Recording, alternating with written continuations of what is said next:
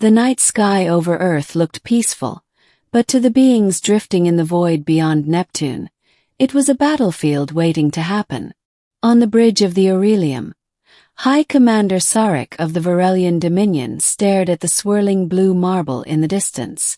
Earth, a young world, rich with water, minerals, and an atmosphere that could be adapted for their species after a few cycles of atmospheric seeding.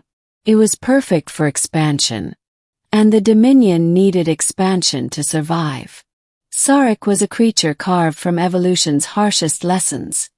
Tall, silver-scaled, with 3 luminous eyes that could analyze a battlefield in seconds. He was bred for conquest, for decisive strikes, for claiming worlds before rival civilizations found them. But Earth was different. This one, the scouts said, had sentience. Primitive, yes, fractured, conflicted, unaware of the greater galaxy, but sentience nonetheless. Sarek had led 29 successful planetary acquisitions. Number 30 was supposed to be his masterpiece. "Begin the transmission scan," he ordered. His second officer, Velka, tapped her crystalline console. "We have intercepted a variety of human broadcasts. Most are chaotic. Music, arguments, fictional battles, and advertisements for objects with no useful military purpose." Sarek waved a claw. "Irrelevant. I need to know if they are unified enough to resist. Have they transmitted anything indicating planetary defense readiness?" Velka hesitated. "Not defenses, Commander, but something else." "Play it." A human voice crackled over the speakers, warm, weary, and filled with a strange, stubborn hope. It belonged to Dr. Lena Morrow, an astrophysicist transmitting into deep space from the Arecibo Observatory, unaware of who or what might be listening. "To whoever might hear this, we are not perfect. We fight, we struggle, we make mistakes. But we also dream, and we build, and we learn. If anyone is out there, know this. We wish not to conquer, but to understand." The bridge went silent. Sarek frowned. "Is this a government message?" "No, Commander," Velka said. "It appears this human acted independently. Her own. This was not sanctioned."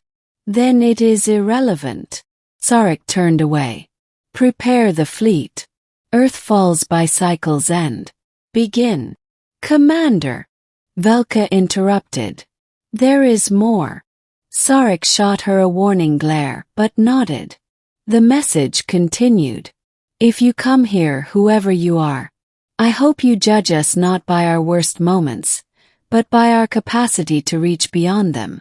We're small, but we try. We always try." The voice trembled, not with fear but sincerity. "If you come with peace, you'll be welcomed. If you come with harm, I hope you'll reconsider. Because we're still learning, and we still have so much potential left." The recording ended. The bridge remained still for a long moment. It wasn't the words that unsettled Sarek. It was the tone. No species scheduled for acquisition had ever sounded aware, hopeful, ready to meet something greater than themselves. "Commander," Velka said softly, "I recommend we analyze this further." "Why?" Sarek scoffed. "It is sentimental noise." Velka gave him an unreadable look. "It is something no other pre-contact race has ever sent, a plea for understanding." Sarek dismissed her. "We do not negotiate with primitives." But as he rotated back toward the observation window, the words echoed in his mind. "We always try." Why did that bother him? The middle, the message beyond words.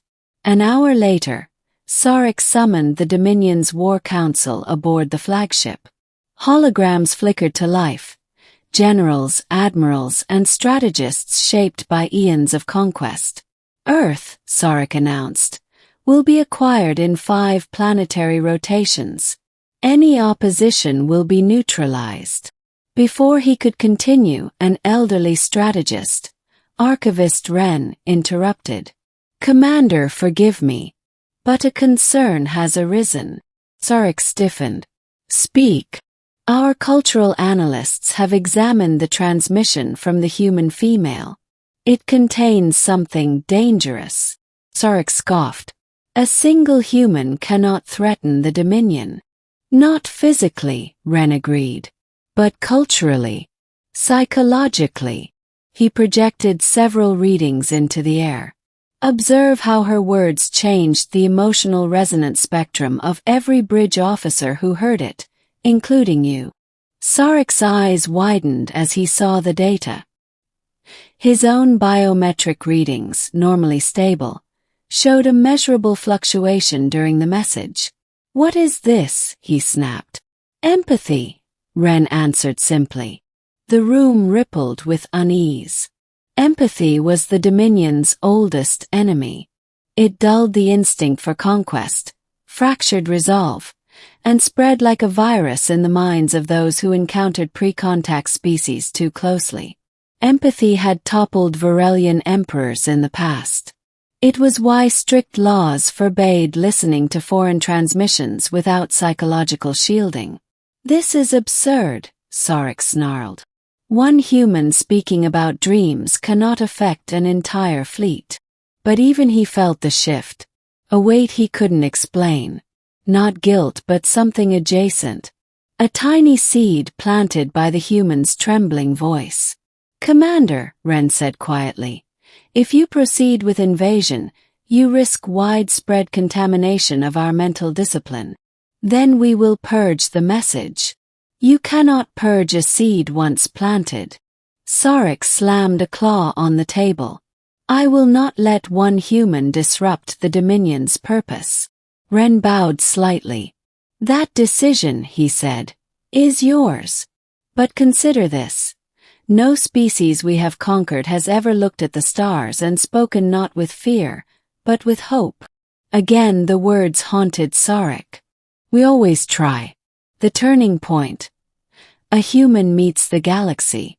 The next cycle, Sarek did something unthinkable. He ordered a single shuttle to descend toward Earth, on a covert path undetectable by human technology. Its destination, Arecibo Observatory. Dr. Lena Morrow was finishing another late-night transmission when the air shimmered, and the shuttle uncloaked in front of her. She froze. A tall, silver-scaled alien stepped out. Eric. She raised her hands, trembling. If you're here to invade, please don't. We have enough battles on our own world. Sarek studied her. This small, fragile creature. A single life among billions. Soft skin, soft voice. Yet harder to ignore than any Armada. Why, he asked, did you send that message? Lena swallowed. Because someone had to. Because if we're not alone, I want whoever's out there to know we're trying to be better. I wanted to believe someone might listen. And if we came to destroy, Sarek pressed. She met his gaze. Then maybe kindness won't stop you. But it might make you remember something you lost. Sarek felt something crack in his chest. An old fracture from long ago, before war shaped his life. Your message, he said slowly, has disrupted my fleet. Lena blinked. Because of what I said. Because of how you said it, he admitted. They stood in silence. Finally, Sarek spoke the decision that would change the galaxy. The Dominion will not invade your world. Lena let out a shaky breath. Thank you. But know this, he continued. Your species is unpredictable, chaotic, divided, yet capable of something rare. Hope, she asked. No, Sarek said. Courage. The ending. The message that echoed across stars. Sarek returned to the Aurelium and disbanded the invasion fleet.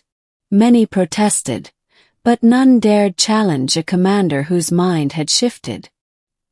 His report to the Dominion Senate was unprecedented. Earth is off limits. Its people possess a trait that destabilizes Dominion conquest models. Approaching Earth risks collapse of our psychological integrity. The Senate, terrified of empathy's spread, quarantined Earth, not as a threat, but as something far more dangerous. Source of ideas. And Lena Morrow. She continued transmitting into the cosmos, unaware that her voice had halted a war before humanity even knew it existed. Her message, carried by drifting signals and alien recorders, spread quietly across the galaxy. Some civilizations laughed. Some wept.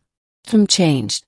And in the vast quiet of space, countless species listened to the fragile, trembling human who dared speak not with fear, but with hope. A hope that stopped an empire. A hope that froze a galaxy. And a hope that someday might invite the stars to speak back.